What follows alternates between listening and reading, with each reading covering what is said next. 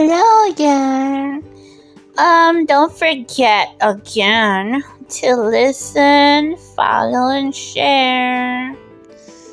I'm almost to my goal, but anyways, you gotta keep going and going and going and going and going and going and going. So I decided to talk about to expand some more on the subject of sugar. So sugar, what is sugar? Yummy, it's delicious, yes. But if you overdo it, and if you eat it every day, dozens of times a day,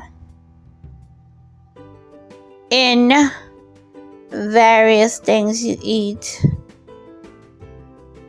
throughout the 24 hours a day of your life, every day and ever, forever and ever, you're gonna mess up yourself. So, because most of us were, I guess you could say, what's the word? Conditioned. Since we were conditioned into thinking that sugar, we are accustomed to relating sugar to happiness. Meaning that when we're having a celebration, there's cake, which has sugar, which is a carbohydrates. Then you have ice cream.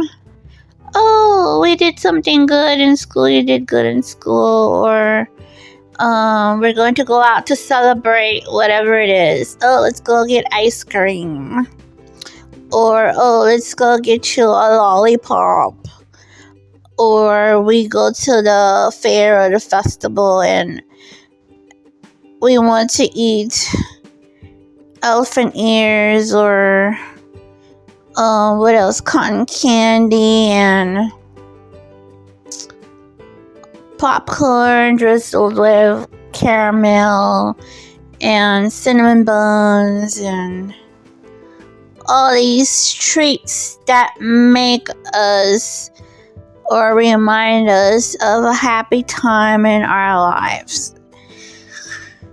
So when we're feeling down or stressed or something, it's so easy to reach for that sugary, tasty thing that comforts us. So it's like reaching for alcohol. It's like an alcoholic reaching for an alcoholic drink. Or someone addicted to cigarettes. If you've noticed, smokers, whenever they get stressed, they reach for that cigarette. So we relate sugar or things that are full of sugar, and we relate to it, unfortunately, the same way as a smoker or an alcoholic does to smoking and alcohol. It is unfortunate, but that's what it is. So whether we like to admit it or not, we are addicted. It could be anything from a soda, a juice, a cookie, a candy. You can even include salty snacks that are full of carbs. Because you have to remember, just because a label does not read sugar does not mean that it does not have sugar. Because carbohydrates basically turn into sugar in your body. So when you look at a food label, don't just look for the section that says sugar. Look for the section that says carbohydrates. So it's going to tell you total grams of carbohydrates. That's the number that you are going to be looking at. You're not just going to read, oh, sugar. Because I know when I've tried to explain it to some people, they're like, oh, it doesn't have any sugar. But then when you go read total amount of carbohydrates, it's there. So just because something says no sugar doesn't mean that it doesn't have any carbohydrates. You gotta remember that carbohydrates turn into sugar in the body. So you need to learn to read that part of your food label. Okay, so that's what we're gonna start with. So whenever you reach for, let's say, what possibly doesn't have, supposedly doesn't have sugar, is low in sugar. Let's see, pasta. When you go reach for your macaroni and cheese, I don't really have one in front of me at the moment, but I'm sure you're not going to find on the label, on the nutrition label, you're not going to find where it says sugar. You're going to see carbohydrates. So carbohydrates, once you eat it, it's going to turn into sugar. So whatever you eat, that is in the carbohydrate family, will turn into sugar in your body. It's going to make your body make insulin. So, like I told you on the other episode, your body cannot manage more than, I went back and I read, and it's 4 grams of carbs. It cannot manage 4 grams of carbs at one time. So that's why you should try to limit your carbohydrate intake if you know you have issues with your health. And the Department of Diabetes, pre-diabetes, high blood pressure, whether you want to believe it or not, high blood pressure has to do with your intake of carbs. If you have high blood pressure, you're most likely pre-diabetic.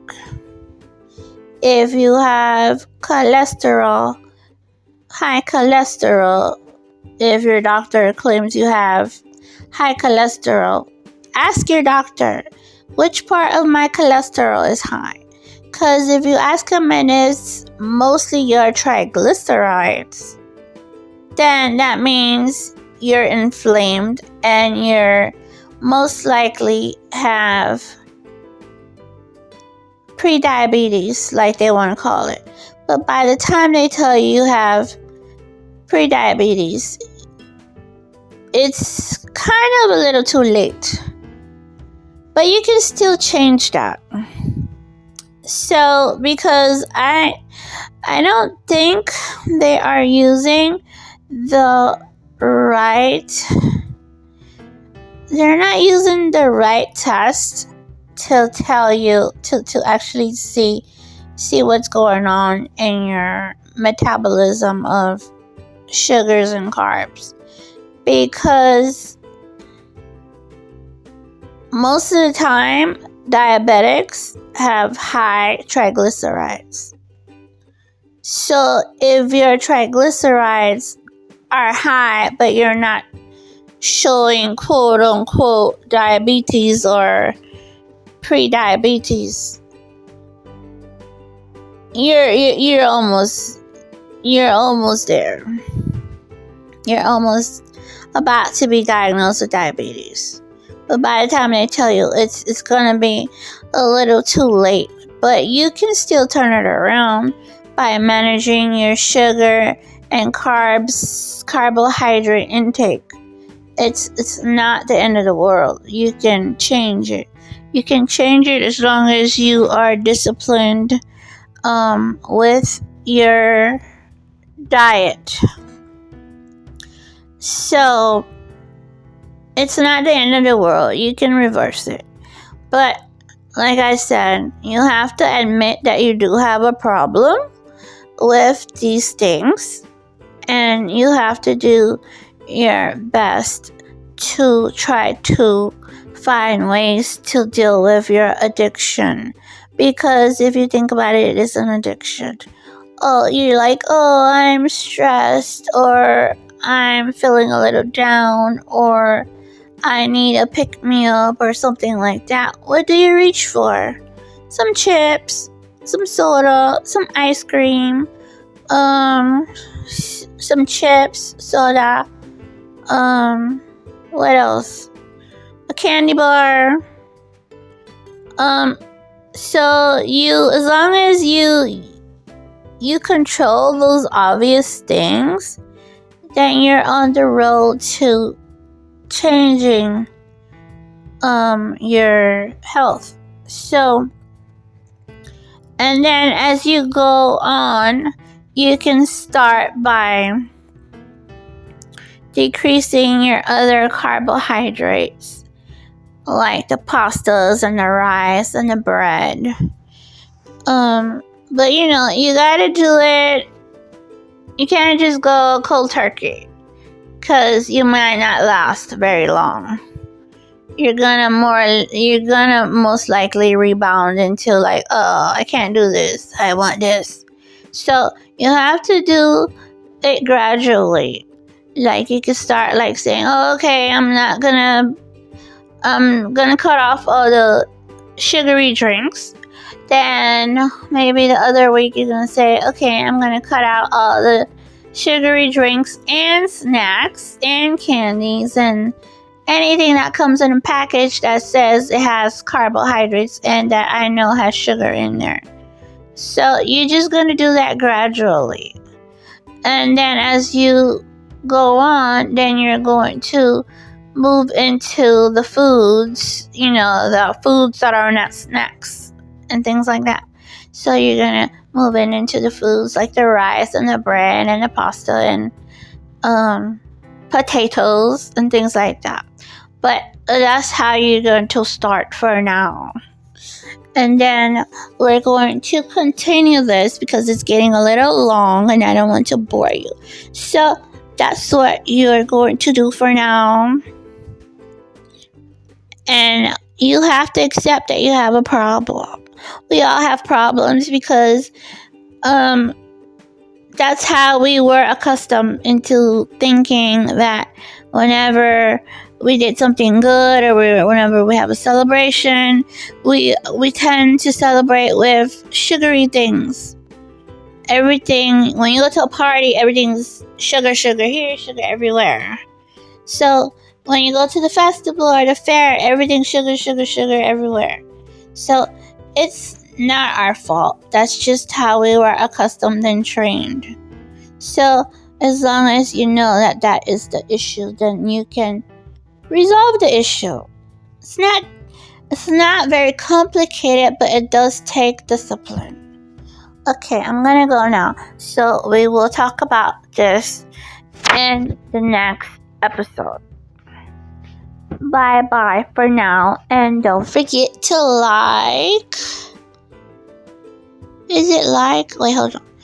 Don't forget to listen, share, and follow. You get the point. Just listen and share and follow. All right, bye.